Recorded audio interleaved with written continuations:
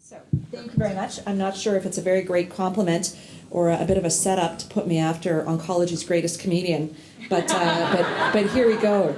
So I always get the best talk. So I'm talking about cost of treatment and, I guess whatever you and I want to talk about. I actually have a research interest in this, believe it or not. So I have some disclaimers. This is just what I think based on my last, 17 years treating people with lung cancer. Some of my colleagues aren't going to like what I'm going to say, especially when I get to the last slide, so forgive me in advance. And also, my institution actually gets a lot of money from pharmaceutical manufacturers and from the manufacturers of devices that we use in lung cancer. But I don't think that changes what I have to say, but if you think I've gone a little bit easy, please feel free to let me know.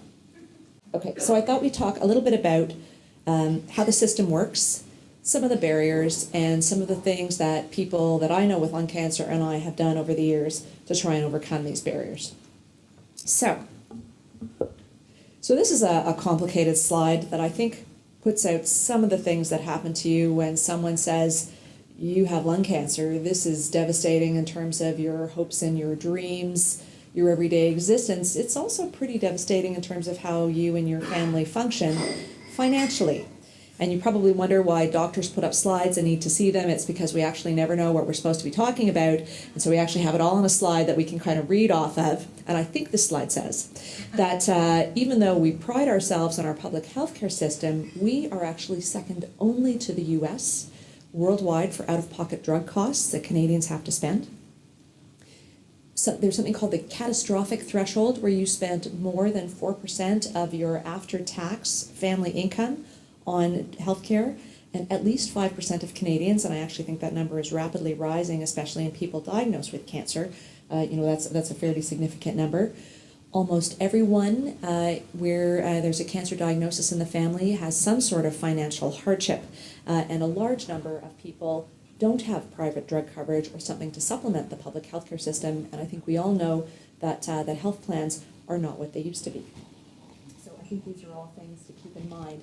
And when it comes to a new drug or a new device being brought into the public healthcare system here in Canada, there are really two facets. The first one is it approved? And Health Canada really looks after that. So they look after devices like scanners and things like PET scan dye. So the first part is it good? Is it safe? That's Health Canada, and that's everything. That's drugs, that's devices, that's naturopathic medicines. I won't go through my monologue again.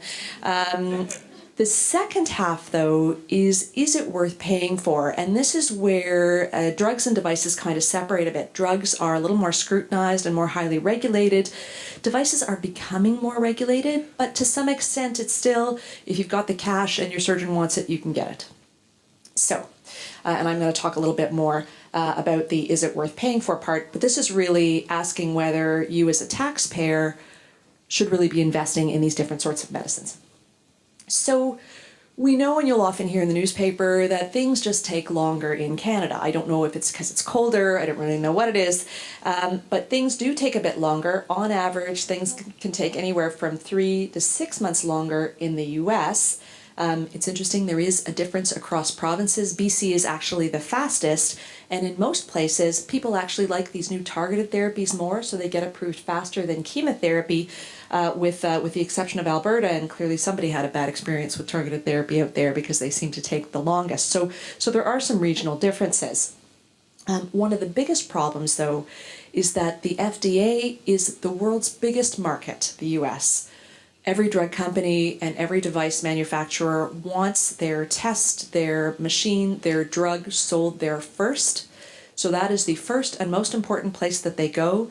The rest of us are really an afterthought. And so there's a lot of work that needs to be done to convince global pharmaceutical companies and global device manufacturers that although we are a small market, we are a precious and worthwhile one. So I'm going to talk a little bit about different things. I'm going to talk a bit about PET scans. We had some people talk about PET scans today, and I think we're a lot further ahead than we used to be.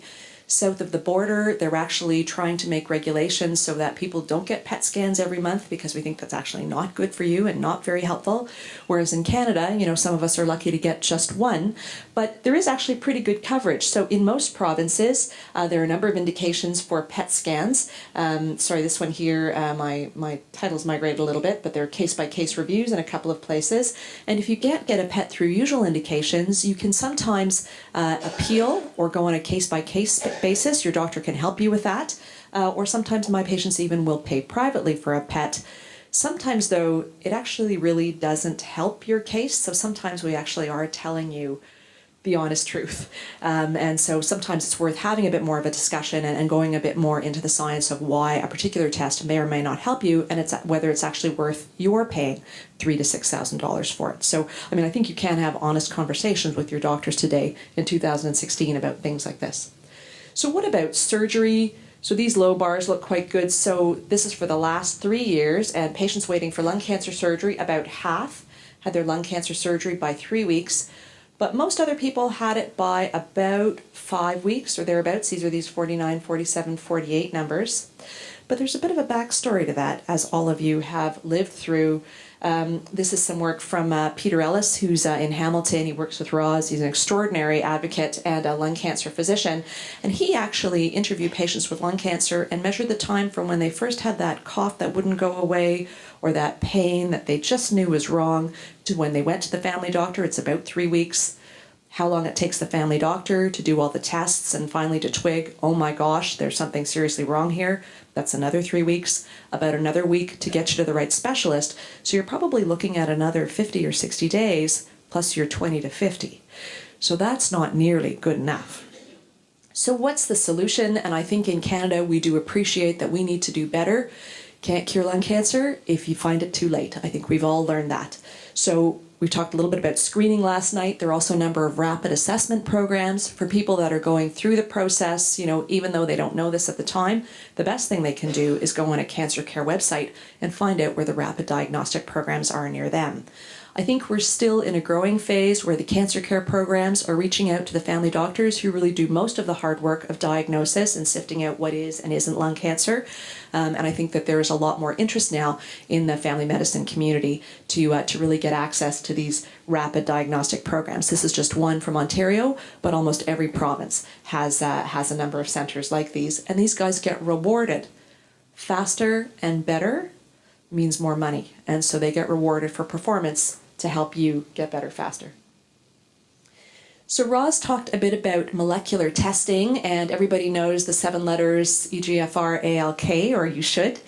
But what's interesting is lung cancer's moved beyond that, and the world hasn't. So I authored guidelines a few years ago to talk about EGFR and ALK being our minimum standard, but the standard is moving south of the border, and in truth, it should move here as well. So there are a number of other markers out there that we could have targeted therapies for that would compete with chemotherapy, and I think are important for you to know about. But the challenge is, how do you find your target? And we had that question earlier today. So when I asked the question, who's got my dream panel as a lung cancer doctor, it's not looking very good here in that particular. But a number of people do have a little bit more. We heard about a program in Kingston where they test a little bit more. We heard about Nova Scotia, who actually set up a state-of-the-art program, and they test a little bit more. Not everything, but a bit more. The Jewish General Hospital does a special test called ROS1 that the rest of us have to send out for. But there are some areas of progress, but still not what we need in the country.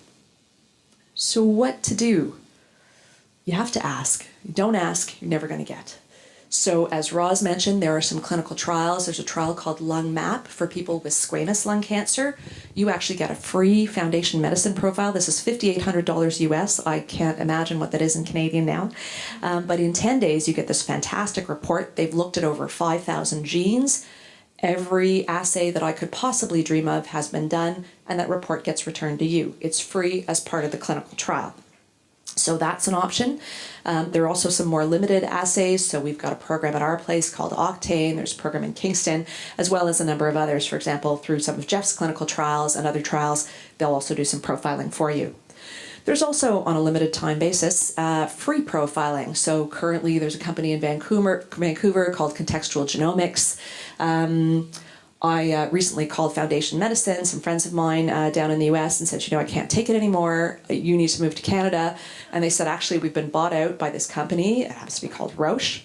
And so Roche called me and they said, we heard you've been bothering Foundation Medicine, telling them to move to Canada. What can we do for you? And so it turns out that for a limited time, they will profile patients with Foundation Medicine for free.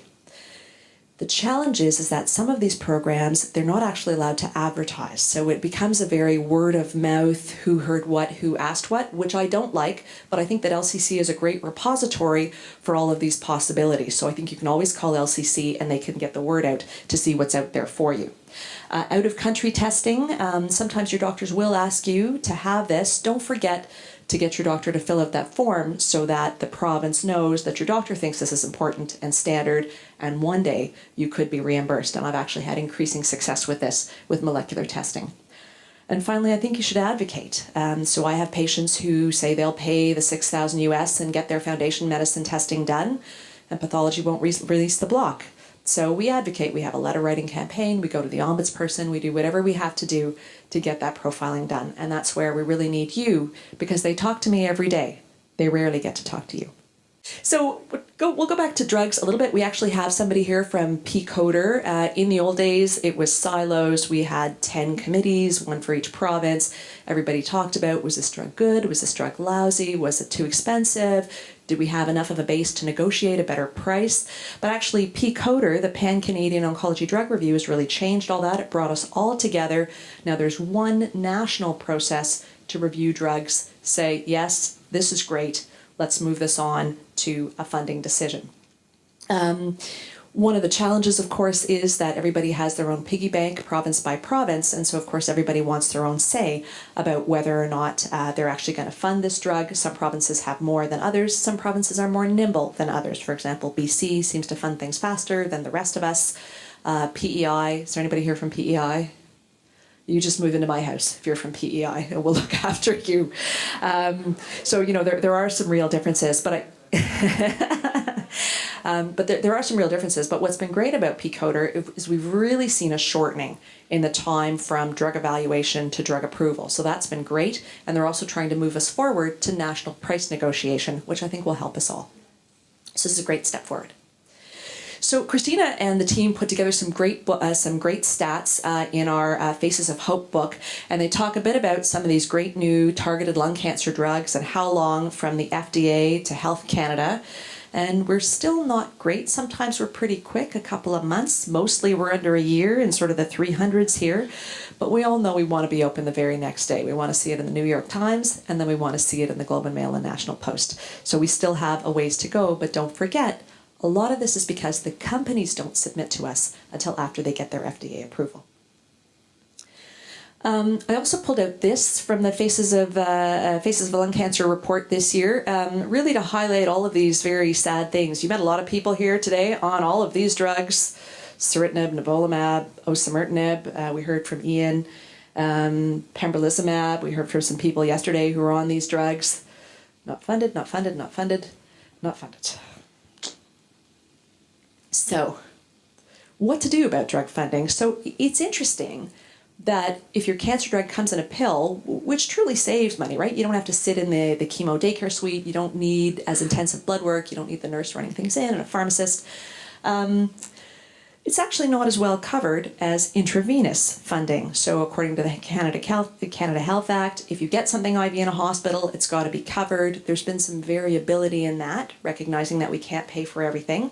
But for tablets, it's really quite different. So places like BC, they cover everything. Places like Ontario, Manitoba, Newfoundland, you can see there cash for people under 65 or who aren't on social assistance. So what to do about this? So, I think there are two parts to this. You want to know that what you're being offered is what somebody in BC or another province is being offered. So you need to ask the hard questions. Is this really the best treatment for me? Is this really what you want to give me? Would you give this to a member of your family? People ask me if I would give these things to my mom, and I explain that my mom doesn't actually think I'm a doctor, so she wouldn't take anything from me. But I would discuss it with her. What's out there that I really should have that's not paid for here in Canada? So, this is a challenging question because I think it's as stressful to know that there's something out there that you can't get as it is to think that somebody may not be telling you. But having said that, I have a deal with all of my patients that, we'll discuss it. I'll be open and I will do everything in my power to advocate for things that we don't have here that exist somewhere else, and that may involve sending some patients to the US or trying to really attract different trials here. But I think it's important. I think it's an important question. Drug reimbursement specialists. These people are priceless. Many hospitals have them. You should meet them. They are incredibly wonderful people. They are like Santa Claus. Social workers, wonderful. Sadly underfunded in most cancer centers, but these people are also great. They can tell you how to get the help you need, things like disability benefits, how to get a refund for your taxes, different things. When you come up to a wall and you learn that you are not getting the best treatment or the treatment you need, then you need to ask, well, who can help me?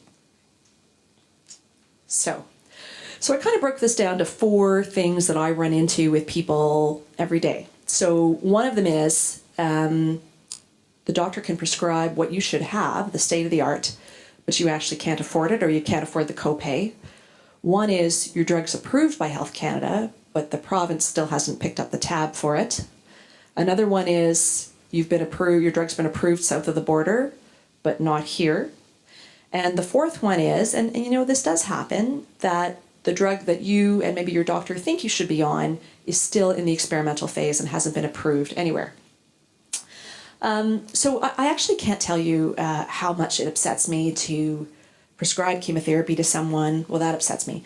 But then to give them the nausea prevention medicine and have them come back 3 weeks later, and when I ask them how it went, they say, well, I vomited, but that was expected. And I asked about how they took the nausea medicine, and they said, well, I didn't want to tell you, but it was a little more than we could afford, so we just didn't get it. Happens every day. So please tell your team. Don't keep it a secret. There are compassionate programs. Drug companies, many representatives are here today. They will give you free drug. You'll break their heart if you give them these stories about not taking your drugs.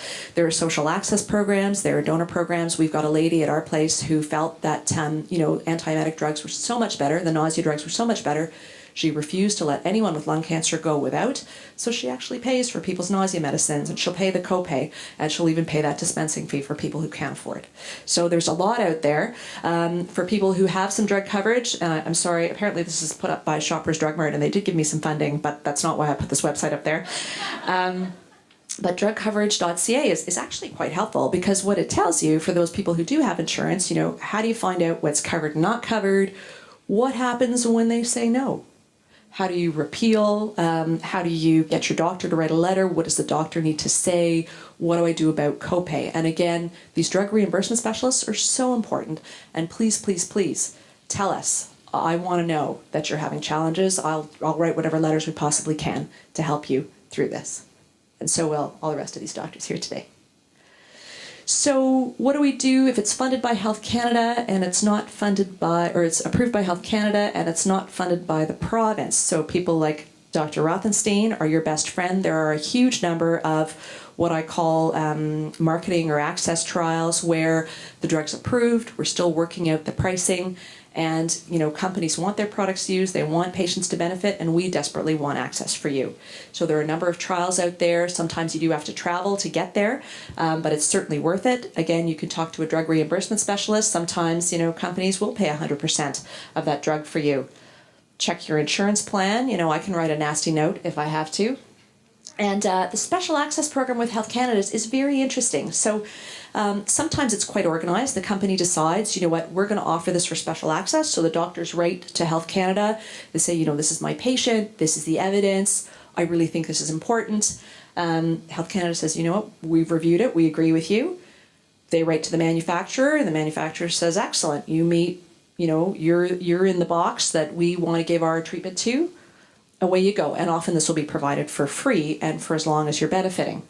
It does take a few weeks. It is some paperwork. I occasionally have patients who try and help me write my special access letters, but I think it is very important. And patients actually have approached the Health Canada Special Access Program. And there's a website you can go to. There's a number you can call and say, what is this something that I can get through you? And sometimes, if there's not a clear program established, they'll actually phone the company and ask. You can call the manufacturer.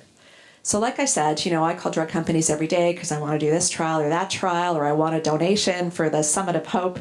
And they would much rather talk to you than talk to me. So I actually have a lot more success when someone who has lung cancer calls a manufacturer than when I do. And they're going to get you right to that person in their whole group that deals with people with lung cancer and that can really help you access drugs. And so I think that's not a waste of time. That's actually very helpful.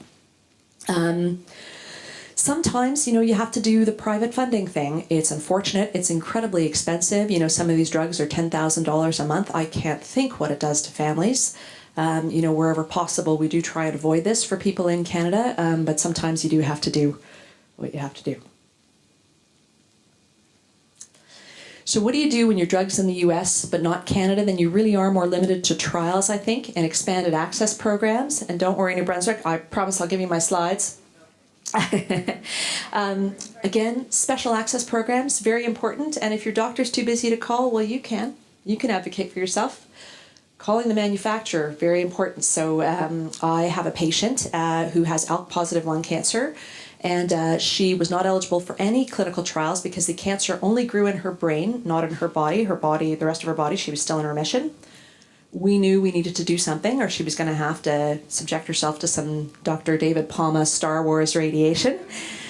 And so she called the manufacturer and they said, well, we have this, we don't have this, we don't have that. We actually ended up having to get her to the US to buy 45 days worth of drug for 27,000 Canadian dollars. However, the day the special access program opened here in Canada, that was day 46, she was enrolled, they pre-enrolled her, and she's on her drug for free now. So she actually has had an incredible response in her brain. It's my hope she's going to be on this drug for years. And thankfully now, it's not going to cost her any money. So drug manufacturers can be very helpful. Sometimes, as I said, we do have to go outside Canada.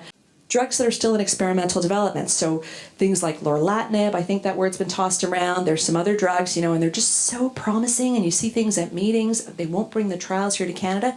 But the answer really is trials. I have learned one horrifying truth, which you may not want to hear as Canadians, which is that in the US, because it is the biggest market, they are much freer with their compassionate access there, and that Americans with cancer can access compassionate drugs that people in the rest of the world cannot. So I have since learned that, if I have a patient with a particularly rare mutation who just needs one specific kind of cancer drug and it's our last hope, I will often actually link up with a US Cancer Center to see what we can do in collaboration. And you'll find that our US colleagues are incredibly generous when it comes to helping Canadians conquer lung cancer. How to move your case forward? You guys all seem fantastic. None of you seem like squeaky wheels, but you really do need to squeak to get the grease. So please don't forget that. You do need to advocate for yourself. We actually also need you to advocate for us here at LCC. We need you to call in. We need you to be part of our peer-to-peer program. We need you to tell us what's not working where you are. We need a chance to work with you to fix it, and we need you to be our ambassadors as well as your own best ambassador. Your healthcare team, believe it or not, is on your side. We really are. No matter how annoying we can get sometimes and how much of a rush we may seem to be in, we do care about you, and a great outcome for you means the world to us. Also, key decision makers, how can they help you? So there are people in hospitals, patient relations, ombuds people, why don't I have this profiling? How come I can't get my tissue? How come it takes 8 weeks to get a CT scan? Your cancer care agency, they often have people who deal directly with patients. I had a young lady, she was in her 20s, she needed an unfunded drug for a rare kind of lung cancer, a neuroendocrine cancer. They wouldn't allow funding through any of my options, but her parents actually wrote this heart-wrenching letter to the head of the cancer agency, and he was on the phone with me, dressing me down about how could I be so irresponsible as to let this young lady pay for her own cancer treatment, and somehow the province found a way to pay for it. Also, don't just write to your MPP, meet your MPP, get your picture taken, have a little Lung Cancer Canada logo, go in November. You know, if your MPP meets you, they hear your story, they will call everyone they know at every hospital to get you better care. They really do care about you. So, and I also think that there are so many groups out there that want to help. LCC, of course, we are your team. The Canadian Cancer Society has a great web page. They're also a great team, and many, many others as well. So I'm going to stop with that. I am so thrilled to have met all of you here today. You know, we've been dreaming about a Hope Summit for years. There'll be another Hope Summit next year, we hope, and again in 2018 when we have the International Association for the Study of Lung Cancer Conference, and you are going to be the premier patient group and Hope Summit at that. So I'm really looking forward to that, and I want to thank you so much.